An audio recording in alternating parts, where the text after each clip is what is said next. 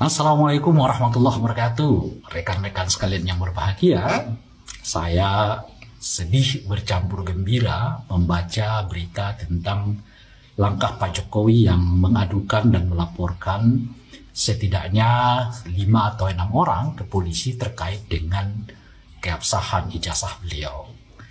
Kenapa saya katakan sedih? Karena tak terbayang oleh saya bahwa seorang mantan presiden yang dipuja-puja begitu banyak orang, bahkan disebut-sebut sebagai presiden terbaik di Indonesia gitu ya, tingkat kepuasannya mencapai konon 80, hampir 80%, ya, justru menjelang masa baktinya berakhir gitu ya, dan sekarang anaknya menjabat sebagai wakil presiden, pada akhirnya ya berurusan dengan polisi terkait dengan hal yang menurut saya sebetulnya remeh-temeh gitu ya. Kenapa saya sebut remeh-temeh? Nanti akan saya jelaskan di poin kedua. Gitu. Langkah ini ya tentu membuat kita mengingat atau membuat kita ingat kembali kepada 10 tahun masa kepemimpinan Pak Jokowi, di mana di era itu banyak sekali ya rekan-rekan kritikus ya, aktivis yang juga berhadapan dengan masalah hukum terkait dengan banyak delik ya.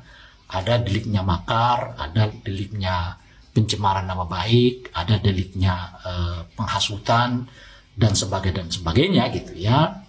Jadi bahkan ya setelah presiden atau mantan presiden Jokowi tidak lagi menjabat sebagai presiden, ya Pak Jokowi tetap masih berhubungan dengan pihak kepolisian terkait dengan ihwal dirinya gitu. Dan itulah yang saya sebut membuat saya sedih, seorang presiden yang disebut-sebut sebagai presiden terbaik ya, dengan jutaan pengikut yang lumayan setia gitu ya, dan juga katanya tingkat kepuasan 80%, tapi masih berhubungan dengan polisi terkait dengan persoalan yang remeh-temeh gitu ya. Tapi saat yang bersamaan saya gembira ya, karena dengan dilaporkannya ke polisi kita berharap bahwa persoalan ini akan selesai. Kenapa saya sebut selesai? Karena kalau misalnya ya, laporan ini lanjut ke pengadilan, maka dengan sendirinya hal pertama yang harus dibuktikan adalah kesahihan dari ijazahnya Pak Jokowi. Kalau ijazahnya memang sahih, ya tentu pengadilan bisa berlanjut. Sebaliknya, kalau pengadilan tidak dapat membuktikan atau diyakinkan bahwa ijazahnya adalah sahih, ya tentu dengan sendirinya peradilan itu akan dibatalkan, ya kan? Karena objeknya sendiri tidak dapat dibuktikan sebagai sahih, gitu ya. Tapi apapun kesimpulannya, mau sahih atau tidak sahih, ya otomatis ya itu akan membuat keputusan bagi status dari ijazah Pak Jokowi, apakah asli atau palsu. Nah, dengan berakhirnya begitu, ya tentu kita berharap kita bisa lebih fokus lagi pada hal ihwal yang berhubungan dengan kepentingan bangsa ini yang lebih besar. Apakah itu misalnya revisi undang-undang TNI gitu ya. Sekarang kita dihadapkan kepada revisi undang-undang kepolisian, revisi undang-undang ASN ya, yang saya baca di draftnya itu punya potensi akan disentralisasi gitu ya, undang ASN-nya begitu.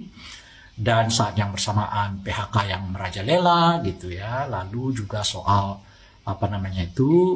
KPK yang masih begitu-begitu aja. Bahkan sekarang ada ketentuan baru bahwa orang-orang di BUMN itu ya tidak dapat disidik ya oleh KPK gitu dan sebagainya. Itu masalah-masalah yang jelas sangat berat di mata kita gitu. Dan masalah ijazah Pak Jokowi itu saya kira sebetulnya remeh-temeh.